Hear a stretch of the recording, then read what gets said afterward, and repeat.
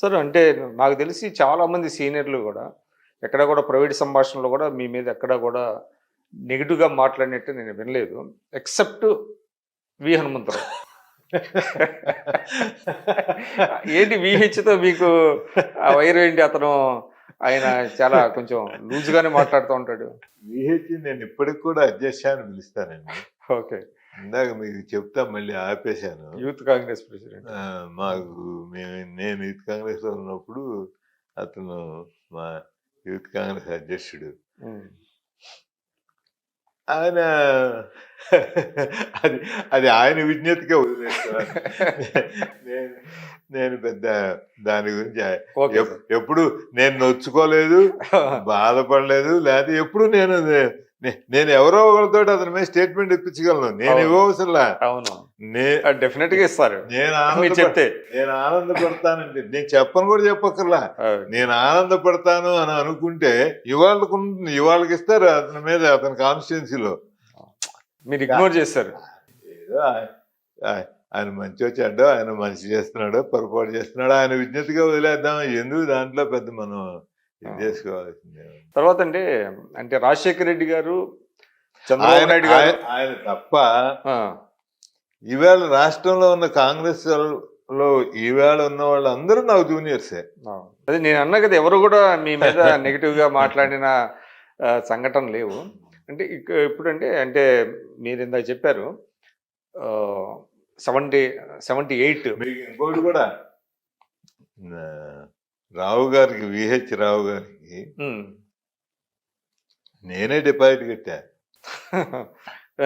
ఆయన ఎంపీ రాజ్యసభ అయినప్పుడు ఆయన మంత్రిగా తీసేసి మళ్ళీ అంటే రాజ్యసభకు పంపించినప్పుడు 89 తర్వాత, దాని తర్వాత ఓకే రెండోసారి అయినప్పుడు 2 సార్లు నేనే ఫార్మ్స్ ఫిలప్ చేయించి ఆ డిపాజిట్ ఏదో అమౌంట్ అంతా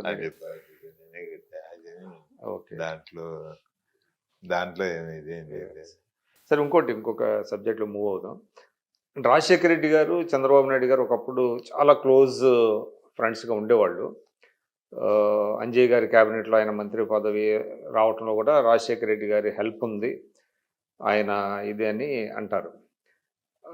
వాళ్ళిద్దరూ క్లోజ్గా ఉన్నప్పుడు మీరు చంద్రబాబు గారితో క్లోజ్గానే ఉండేవాళ్ళు?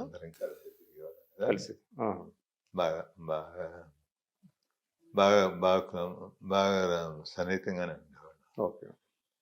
ఆ తర్వాత డిఫరెన్స్ వచ్చినాయా? ఆయన టీడీపీలో జాయిన్ అయిన తర్వాత తగ్గుతూ వస్తూ ఉంది. దాని తర్వాత న్యాచురల్గా రాజకీయ ప్రత్యర్థులుగా మారిపోయారు. ఆటోమేటిక్గా డిస్టెన్స్ పెరిగింది. తర్వాత సార్ అంటే మీరు అన్నారు అంటే చంద్రబాబు నాయుడు గారి ప్రమేయం హస్తం ఉంది, వైఎస్ఆర్ గారిని ఒక ఫ్యాక్షన్ లీడర్గా ప్రొజెక్ట్ చేయడంలో అని అన్నారు. చంద్రబాబు నాయుడు గారు గొప్పతనం ఉందన్నా నేను, మీరు అది చెప్పట్లా. అదే హస్తం ఉందల్లా నేను, అదే ఆయన ఎక్స్పర్ట్ విషయంలో. అంటే నేను అనేది అదే విధంగా రాజశేఖర రెడ్డి గారు కూడా చంద్రబాబు నాయుడు గారిని ప్రభుత్వాన్ని లేదా ఆయన ఇమేజ్ని దెబ్బతీయడానికి ఆయన కూడా కొన్ని రాజకీయ పరమైనటువంటి 100% చేస్తారు. ఇప్పుడు సహజం అది. నేను చంద్రబాబు గారు నేనేం తప్పు పట్టుకోలే. నేను ఆయన మెచ్చుకున్నాను.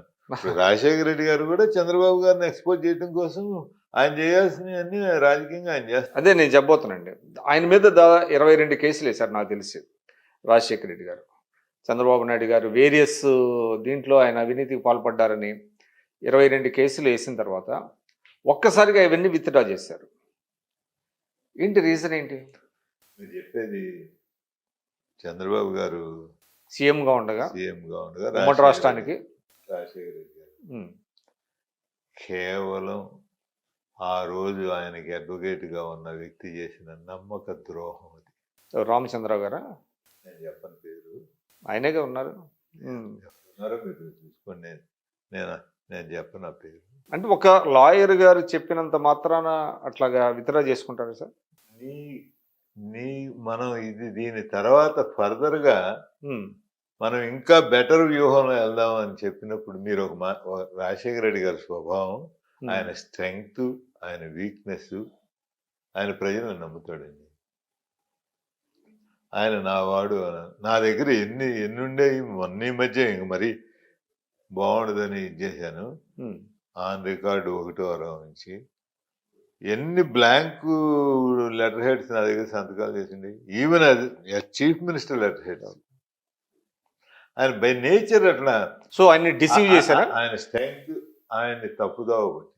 డిసీవ్ అనే మాట నేను అన్నా కానీ ఆయన తప్పుదోవ పట్టించి ఇంకొక వ్యూహంతో బెటర్ వ్యూహంతో వెళ్దాం. దాని తర్వాత కానీ మాకు తెలియలేదు ఆయన రాజ్యసభ రానందుకు ఆ ద్వేషంగా కడుపులో పెట్టుకొని ఆ విధంగా చేశారు. చేశాడు. కానీ దట్ ప్రూవ్డ్ వెరీ కాస్ట్లీ అనుకుంటా. చాలా. అసలు ఏమిటండి, ఒక లీడర్ ఆఫ్ అపోజిషన్ కింద ఉంటూ, ఒక పిసిసి ప్రెసిడెంట్ కింద ఉంటూ, నేను ప్రభుత్వాధినేతతో కుమ్మొక్క అవ్వలేదు అని చెప్పుకోవాలంటే ఎంత సిగ్గుచేటు. ఆత్మహత్య చేసుకోవాల్సినంత బ్లండర్ అది. మామూలుగా కాదు. రాజశేఖర రెడ్డి గారి వ్యక్తిత్వం మీద ప్రజలకి పార్టీ కార్యకర్తలకి అచంచలమైన విశ్వాసం ఉంది కాబట్టి మామూలుడు అయితే దాంతో అసలు వాడు రాజకీయ జీవితం ఫినిష్ అయిపోయింది. ఈయన మీద ఉన్న నమ్మకంతో అట్లా ఇది చేశాడు. కానీ ఎందుకంటే మోటివ్ ఎవడు చెప్పలేకపోయాడు. ఇప్పుడు అవటానికి మీకు పదవన్నా కావాలి. నెక్స్ట్ ఆయన గవర్నమెంట్ లో చేరి ఏమన్నా లేకపోతే ఉప ముఖ్యమంత్రి అవటం, లేకపోతే ఆయన సహాయంతో సెంట్రల్ అంటే అదంటారా?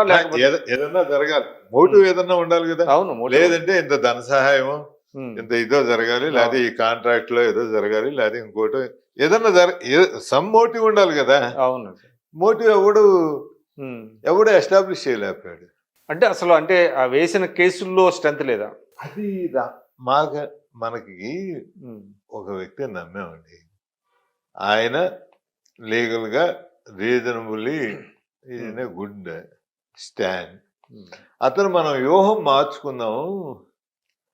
ఆయన ఏమన్నాడు తర్వాత, చాలా ఇన్నోసెంట్ గా ఫేస్ పెట్టి మీలాంటి మీడియా మిత్రులు అడిగితే ఏమో నాకేం తెలుసు అన్నాడు.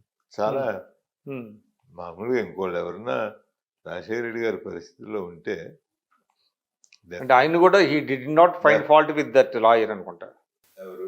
రాజశేఖర రెడ్డి గారు ఇలా కుంగిపోయాడు జరిగిన నమ్మక ద్రోహానికి. అప్పుడులో ఆయన ఏమో అనుకోలే.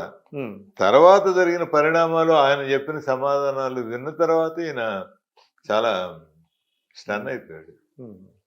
అప్పట్లో వ్యూహం ప్రకారం ఒక్కోసారి మనం వెనకడుగు వేస్తూ ఉంటాం, ఒక్కోసారి మార్చుకుంటూ ఉంటాం, ఇంకోసారి అదేమి కోర్టు వ్యూహాల్లోనూ ఉంటుంది, అది రాజకీయ వ్యూహాల్లోనూ ఎత్తుగడల్లోనూ ఉంటుంది, మామూలు పోరాటాల్లోనూ యుద్ధాల్లోనూ ఒక అడుగు వెనకేస్తారు ముందుకెళ్ళేటప్పుడు. మనం ఓడిపోయినట్టు సాధారణం కాదు అదేమి కాదు. కానీ ఏ మనిషి అయితే చెప్పాడో, సలహా ఇచ్చాడు, ఏమో నాకేం తెలుసు అని అనేటప్పటికి చాలా షాక్ అయ్యాడు. నేను మళ్ళీ చెప్తా ఉన్నాను, ఆయనకున్న ప్రజల్లో ఉన్న అపారమైన నమ్మకం వలన పార్టీ శ్రేణుల యొక్క తిరుగులేని ఈయన నాయకత్వాన్ని అంగీకరించిన పరిస్థితుల్లో బయటపడ్డాడు. కానీ మామూలు ఎవడన్నా అయితే ఫినిష్ అయిపోయాడు పొలిటికల్లీ.